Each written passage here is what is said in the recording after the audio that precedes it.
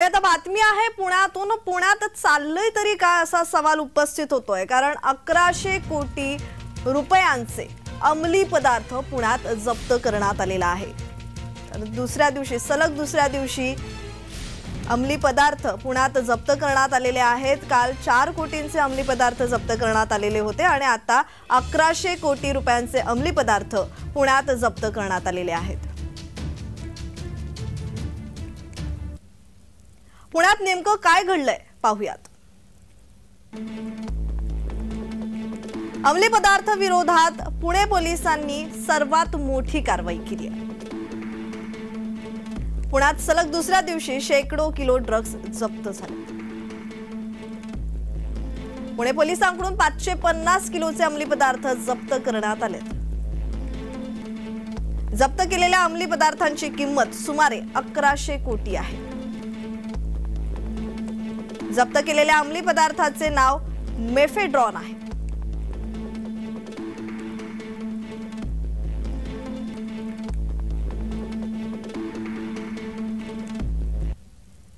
दरम्यान या प्रकरणी पुणे पोलिसांची भूमिका काय आहे पाहूयात.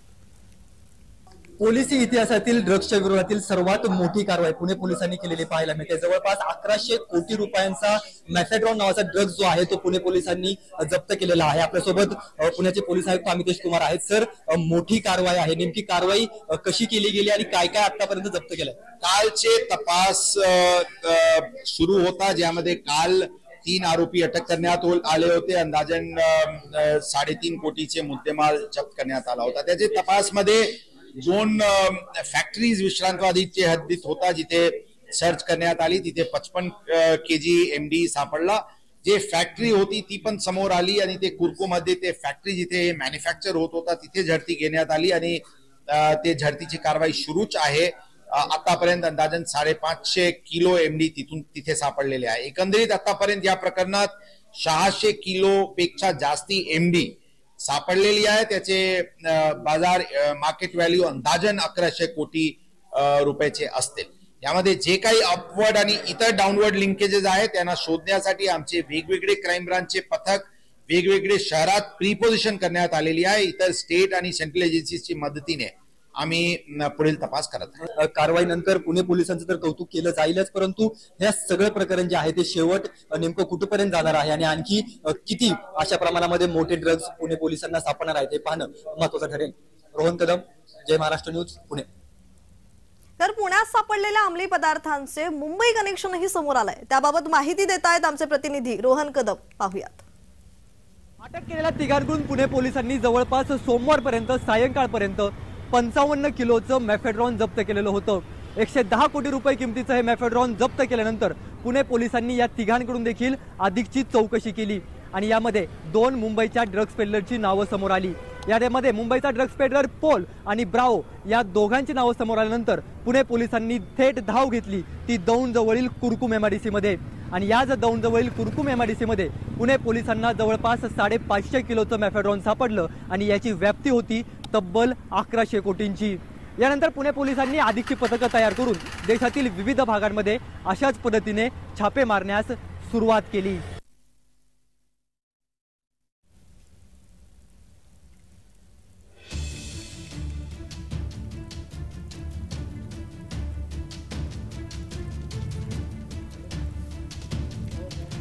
तर पुण्यात चाललं तरी काय असा सवाल उपस्थित होतोय, कारण पुण्यात आता ड्रग्सची व्याप्ती वाढत चाललेली आहे. 1100 कोटी रुपयांचे अंमली पदार्थ पुण्यात जप्त करण्यात आलेले आहेत. तर काल पुण्यात अशीच मोठी कारवाई करण्यात आली होती. 4 कोटींचं ड्रग्ज जप्त करण्यात आलेला होता आणि आता दुसऱ्या दिवशीही ही कारवाई करण्यात आली आहे.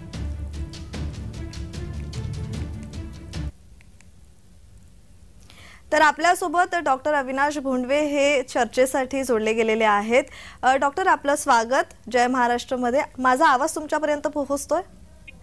येतोय जी. तर माझा पहिला प्रश्न की मेफेड्रॉनची अंमली पदार्थांच्या दुनियेत इतकी चलती का आहे? मेफेड्रॉन हे जे औषध आहे हे एक प्रकारचं सिंथेटिक स्टिम्युलंट ड्रग आहे. म्हणजे त्याच्यामुळे आपल्या ज्या शरीरवृत्ती आहेत किंवा मनोवृत्ती आहेत त्या उत्तेजित होतात आणि ते उत्तेजित झाल्यानंतर ते पुन्हा पुन्हा घ्यावंसं वाटतं आणि त्याचं व्यसन लागतं. त्याच्यामुळं ही जास्ती प्रचलित आहेत. आणि इतर जे नार्कोटिक्स आहेत त्यापेक्षा हे लॅबोरेटरीत किंवा कारखान्यात बनवता येतं. हे सिंथेटिक स्टिम्युलंट ड्रग आहे. आफ्रिकन कंट्री मधल्या कॅथा एडलुसा याच्या पानापासून हे बनतं. खाट नाव म्हणतात त्याला. तर हे कृत्रिमरित्या प्रयोगशाळेत किंवा कारखान्यात बनवण्यासारखं ड्रग आहे. त्याच्यामुळे हे असं गुप्तरित्या खूप मोठ्या प्रमाणात हे केलं जातं आणि त्याचं व्यसन असतं. त्याच्यामुळे झोप येते. हे पूर्वी झोपेसाठी आणि तुम्हाला एक आश्चर्य वाटेल की हिरोईन आणि ओपियम म्हणजे ह्या आजारांचं व्यसन जावं यासाठी हे वापरायला सुरुवात झाली. परंतु नंतर याचंच व्यसन इतकं भयंकर आहे की याच्यामुळं जर जास्ती वेळा हे घेतलं गेलं तर रेस्पिरेटरी डिप्रेशन होतं. म्हणजे आपला श्वास घेण्याची शक्ती हे होते, श्वास बंद पडू शकतो आणि मनुष्याला मृत्यू येऊ शकतो.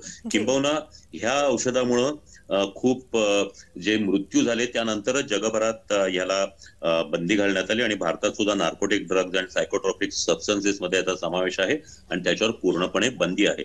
परंतु हे कृत्रिमरित्या तयार केलं जात असल्यामुळे हे या ड्रगची खूप चलती आहे. जी जी बोंडवेजी, तुम्हाला जरा थांबवते कारण आपण अधिकची माहिती या संदर्भात पाहतोय. त्या दरम्यान या प्रकरणाचे गांभीर्य आणखी वाढले कारण विद्येचे माहेरघर असलेल्या पुण्यात आणि आसपासच्या परिसरात 1100 कोटी रुपयांचे अंमली पदार्थ सापडलेत आणि याबाबतचा आणखी तपशील आहेत आमचे प्रतिनिधी रोहन कदम यांनी हे देत आहेत. पाहूयात. दिवसभरात 550 किलोहून अधिकचं मेफेड्रॉन जप्त केल्यानंतर पुणे पोलिसांनी देशभरामध्ये विविध ठिकाणी छापेमारी केली आणि या छापेमारीमध्ये दिल्लीहून देखील 400 किलो मेफेड्रॉन जप्त केल्याची माहिती सध्याच्या घडीला पुणे पोलिसांकडून मिळते. परंतु हे मेफेड्रॉनचं जाळं आणि ह्या सगळ्या ड्रग्सची व्याप्ती संपवण्यासाठी पुण्यासह राज्यातील विविध यंत्रणेसमोर मोठं आव्हान जे आहे ते आगामी काळामध्ये थोपवणार आहे. हेच आव्हान नेमकं हे सगळे जण कसे पेलणार आहेत आणि पुणेकरांची आणि देशातील युवकांची या ड्रग्सच्या जाळ्यातून कशी सुटका होणार आहे हे पाहणं आगामी काळामध्ये महत्त्वाचं ठरेल. रोहन कदम, जय महाराष्ट्र न्यूज, पुणे. तर पुन्हा बोंडवेजी तुमच्यापर्यंत मी पोहोचते. अंमली पदार्थांचा हा सुळसुळाट कसा रोखता येईल? मुळामध्ये एक लक्षात घ्या की हे जे मेफेड्रॉन किंवा इतर जे नशेचे अंमली पदार्थ आहेत त्याचं एक व्यसन लागतं आणि हे व्यसन म्हणजे अगदी दारूचं व्यसन असो किंवा तंबाखूचं व्यसन असो किंवा ह्या अंमली पदार्थांचं व्यसन असो, हा एक प्रकारचा आजार आहे आणि या आजारासाठी आपल्याला औषध ट्रीटमेंट घ्यावी लागते. याचा जर प्रसार रोखायचा असेल तर कायदेशीर अंमलबजावणी तर करायला पाहिजे. परंतु लोकांमध्ये विशेषतः युवकांमध्ये याच्याबद्दलची जी जाणीव आहे ती वाढवली पाहिजे. याच्याबद्दलची जी माहिती आहे ती गेली पाहिजे. याच्यामुळे आपल्या जीवाला कसा धोका होऊ शकतो, आपल्या कुटुंबाला किंवा आपल्या संपूर्ण करिअरला सुद्धा कसा धोका निर्माण होऊ शकतो हे जर पटलं तर निश्चितच याचं प्रमाण आपल्याला कमी करता येईल.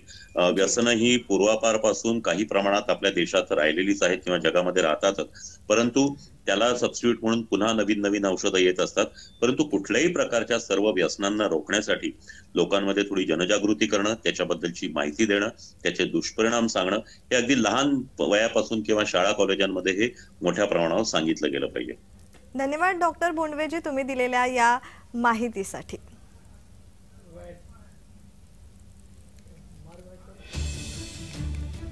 तर पुण्यात सध्या ड्रग्सचा सुळसुळाट पाहावयास मिळतोय. आता पुण्यात चाललंय तरी काय असा सवाल उपस्थित होतोय कारण 1100 कोटी रुपयांचे अंमली पदार्थ पुण्यात जप्त करण्यात आलेले आहेत.